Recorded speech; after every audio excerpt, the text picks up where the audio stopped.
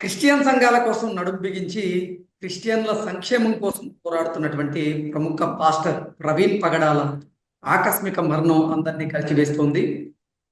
ఆయన మరణం రోడ్డు ప్రమాదం వల్ల జరిగింది కాదని, పక్కా ప్రణాళికతో ఆయన్ని హత్య చేశారు, ఆయన మరణం పట్ల అనుమానాలున్నాయి అంటూ ఇప్పుడు క్రిస్టియన్ సంఘాలన్నీ కూడా ఆయన మరణం పట్ల అనుమానాలు వ్యక్తం చేస్తున్నటువంటి నేపథ్యంలో అసలు ప్రవీణ్ పగడాల మరణానికి కారణం ఏంటి, ప్రస్తుతం డాక్టర్లు ఆయన మృతదేహానికి పోస్ట్ మార్టం చేశారా లేదా, ప్రాథమిక నివేదికలో ఏముంది అనేది మనం తెలుసుకునేటువంటి ప్రయత్నం చేద్దాం. ప్రస్తుతం మనతో పాటున్నారు ప్రముఖ పాస్టర్ జాన్ బెన్నీ లింగం గారు. వారితో జాన్ బెన్నీ లింగం గారు, నమస్తే అండి.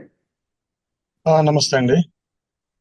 పాస్టర్ ప్రవీణ్ పగడాల గారి మరణం రోడ్డు ప్రమాదం వల్ల సంభవించింది కాదు, అది ప్రక్కా ప్రణాళికతో చేసినటువంటి హత్య అంటూ కూడా కొంతమంది క్రిస్టియన్ సంఘాలు అయితే ఆరోపణలు చేస్తూ ఉన్నాయి. ఏంటి అసలు నిజంగా ప్రవీణ్ గారి మరణానికి కారణం ఏంటి?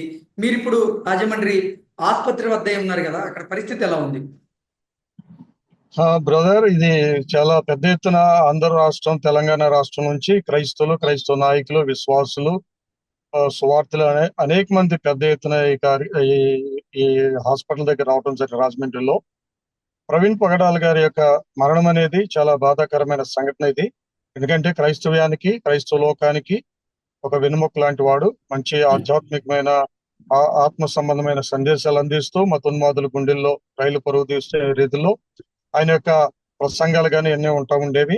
ఎక్కడ ఎవరిని విమర్శించేవాళ్ళు కాదు ఆయన. ఎందుకంటే ఆయన బైబిల్ గురించి కానీ ఇతర వ్యక్తులు మనల్ని ఎప్పుడైతే ద్వేషిస్తారో, ఎప్పుడైతే దూషిస్తారో, దూషించిన వారికి చెంపదెబ్బగా ఆయన ఏం చేసేవాళ్ళని బదులు సమాధానం చెప్పేవాళ్ళు ఆయన. అంతేగాని ఆయన కావాలని ఎప్పుడు కూడా ఎక్కడ కూడా వ్యతిరేకమైన మాటలు మాట్లాడలేదు. ఈ యొక్క మరణం ఏదైతే బైక్ యాక్సిడెంట్ ఏదైతే ఉందో, కావాలని బైక్ యాక్సిడెంట్ గా దాన్ని చిత్రీకరించడానికి రకరకాల ప్రయత్నాలు చేస్తా ఉంటున్నారు ఇక్కడ. ఎందుకంటే ఆ మార్చురీలోకి వెళ్ళాను నేను, బాడీని చూడటం జరిగింది. అక్కడ ఆయన ఆ బట్టలు ఎలాగ ఉన్నాయంటే, ఒక వ్యక్తి మామూలు బట్టలు వేసుకుంటే ఎలా ఉంటాయో అలాగే ఉన్నాయి. బైక్ యాక్సిడెంట్ జరిగితే చిన్న ఒక 30 కిలోమీటర్లు 40 కిలోమీటర్ల స్పీడ్ లో వెళ్తేనే ఆ వ్యక్తికి కింద పడితేనే బట్టలు కొట్టిపోయి చిరిగిపోయే పరిస్థితులు కనబడతాయి. అంటే రోడ్డు మీద పడిన గాయాలు గాని, రోడ్డు మీద పడితే బైక్ పడిపోతే అయ్యే దెబ్బలు గాని ఆయనకి ఎక్కడ కూడా కనిపించలేదు. కావాలని బలంగా ఆయన్ని ఒక బలమైన ఒక రాడుతోనూ కొన్ని చెక్కలతోనూ దాడి చేసినట్టుగా కనబడతా ఉంటుంది. దీని విషయంలో అంటే బైక్ మీద ప్రయాణిస్తున్నటువంటి కొన్ని విజువల్స్ ని కూడా పోలీసులు విడుదల చేశారు. ఆ సమయంలో మంచు వల్లే యాక్సిడెంట్ జరిగి ఉండొచ్చు అనేటువంటి అనుమానాలను కూడా పోలీసులు వ్యక్తం చేస్తున్నటువంటి నేపథ్యంలో కాదు, అది బలమైనటువంటి గాయాల వల్లే ఆయన మరణించారు, ఆయన తల మీద అలాగే ఆయన మొహం మీద కూడా కొన్ని గాయాలు ఉన్నాయి, ఆ గాయాలకు ఉండొచ్చు అంటూ కూడా మీరు అనుమానాలు వ్యక్తం చేస్తూ ఉన్నారు. కేవలం తల మీద ఒక చోటే గాయాలు ఉన్నాయా, లేకపోతే ఆయన శరీరం మీద ఇంకెక్కడెక్కడ గాయాలు ఉన్నాయి అంటే ఏం చెప్తారు? అంటే బ్రదర్, ఇక్కడ ఏంటంటే ఆయన కావాలని ఆయన్ని ఇక్కడ లెఫ్ట్ షోల్డర్ పైన ఇక్కడ చిన్న గాయం ఒకటి అయింది ఆయనకి, రక్తంతో కూడింది. తలపైన అయింది బలమైన గాయం. ఇటు రెండోది ఏంటంటే ఆయన్ని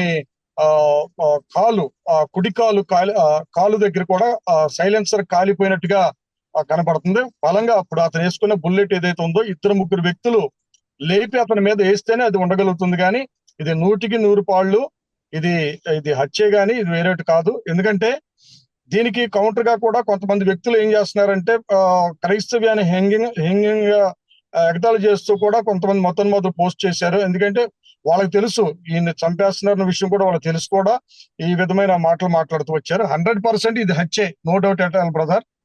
ప్రవీణ్ పగడాల గారి మరణం కంటే ముందు ఆయనకి కొన్ని బెదిరింపు కాల్స్ వచ్చాయి అన్నట్లుగా ఆయనే తన సోషల్ మీడియా అకౌంట్ లో పోస్ట్ చేశారు అన్నట్లుగా కొన్ని వార్తలు వస్తూ ఉన్నాయి. నిజంగా ఆయనకి బెదిరింపు కాల్స్ వచ్చాయా? ఎవరి దగ్గర నుంచి ఆయనకి బెదిరింపు కాల్స్ వచ్చాయంటే ఏం చెప్తారు?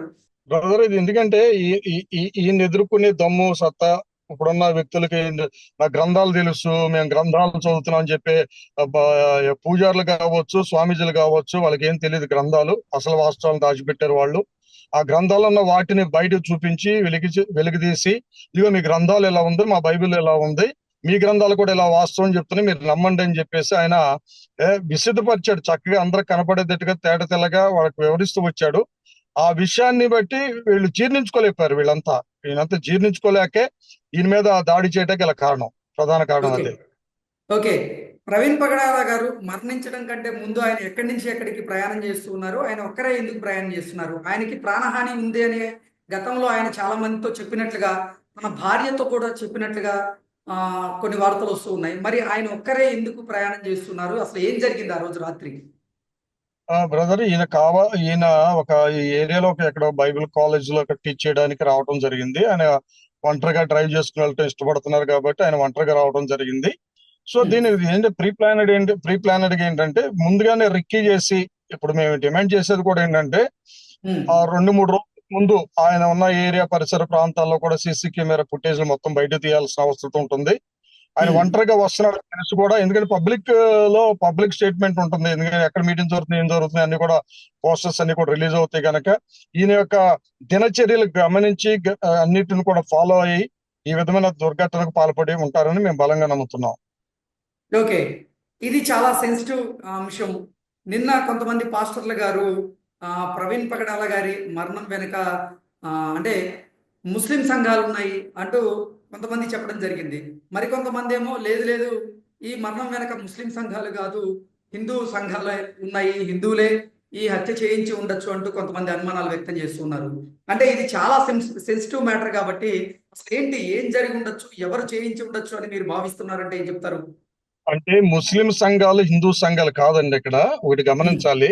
ఉమ్, ముస్లిం సంఘాలు అనొద్దు, హిందూ సంఘాలని అనొద్దు, ఆ మాటలు కాదు. కానీ ఉమ్, ఈ మతోన్మాదంతో నిండిపోయిన వ్యక్తులు, వాడు ముస్లిం కావచ్చు, వాడు హిందూ కావచ్చు, ఎవరినైనా సరే ఉమ్, రేపొద్దున వాస్తవాలు బయటకు వస్తాయి. ఎవరిని వదిలిపెట్టేది లేదు, చట్టం ముందు ఉమ్, నిలబెడతాం.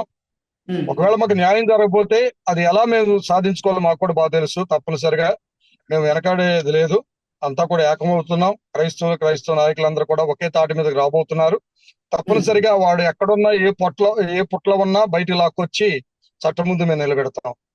ఓకే ఇప్పుడు వైద్యులు ప్రవీణ్ పగడాల గారి మృతదేహాన్ని చూసిన తర్వాత వారు అసలు ఏం చెప్పారు? పోస్ట్ మార్టం తర్వాత ఎటువంటి నివేదికను ఇచ్చారు? వాళ్ళంటే ఏం చెప్తారు? బ్రదర్, ఇంకా పోస్ట్ మార్టం జరగలేదు బ్రదర్, జరుగుతుంది. ఇంకా టైం పడుతుంది. ఆ, ఓకే జరుగుతుంది. పోస్ట్ మార్టం నివేదిక వచ్చిన తర్వాత ఏం జరుగుతుందన్న విషయాలు మీకు తెలియజేస్తాం. ఓకే పోస్ట్ మార్టం జరిగిన సమయంలో అంటే క్రిస్టియన్ పెద్దలు కూడా లోపలికి వెళ్ళేందుకు పర్మిషన్ కోరారు కదా, మరి ఎవరైనా వెళ్ళారా లోపలికి? ఇంకా స్టార్ట్ చేయలేదు బ్రదర్, అసలు ఇంకా స్టార్ట్ చేయలేదు. లైవ్ పోస్ట్ మార్టం చేయాలని చెప్పి డిమాండ్ చేశాం మేము. ఓకే ఈ రోజు అయిపోద్దా పోస్ట్ మార్టం? ఏం చెప్తున్నారు వైద్యులు? అయిపోద్ది బ్రదర్, అయిపోద్ది. ఈ రోజు అయిపోద్ది. ఎన్ని గంటలకి ప్రారంభిస్తా అని చెప్తున్నారు? వాస్తవానికి ఏంటంటే 1 గంటకి స్టార్ట్ చేస్తా ఉన్నారు. ఇంకా 10-15 నిమిషాల్లో స్టార్ట్ అవ్వచ్చు. ఓకే జాన్వెండి లింగం గారు, ఏ ఏ ప్రాంతాల నుంచి పాస్టర్లు అక్కడికి వస్తూ ఉన్నారు? పాస్టర్లు అసలు ఏమంటున్నారు? బ్రదర్, ఆంధ్ర తెలంగాణ నుంచి నలుమూలల నుంచి కొన్ని వేల కొలది ప్రజలు ఉన్నారు. ఆ వీడియో ఫుటేజ్ కూడా మీకు పంపించాను, ఒకసారి మీరు వీక్షించండి.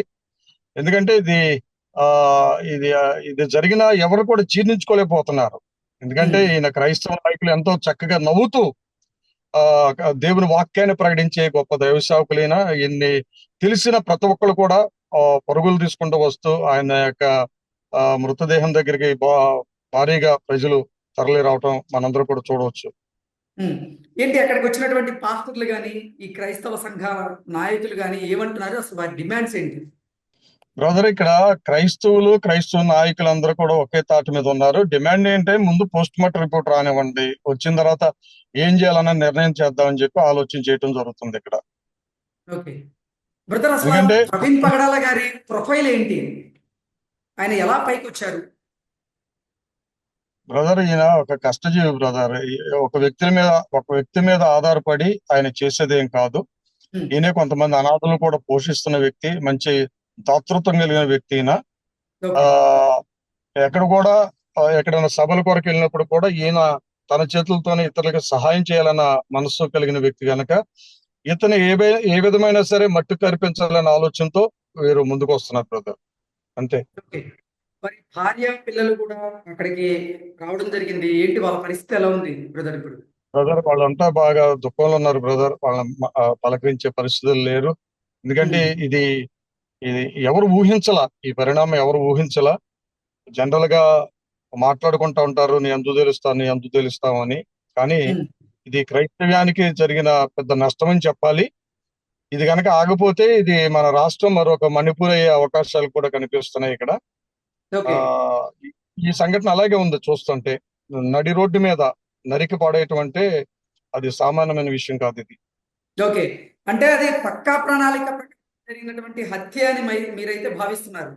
అది రోడ్డు 100% ప్రమాదం వశాత్తు రోడ్డు ప్రమాదం రోడ్డు ప్ర- జరి- రోడ్డు ప్రమాదం కాదు, ఇది పక్కా ప్రీ ప్లాన్ మర్డర్, అంటే నో డౌట్ ఎట్ ఆల్.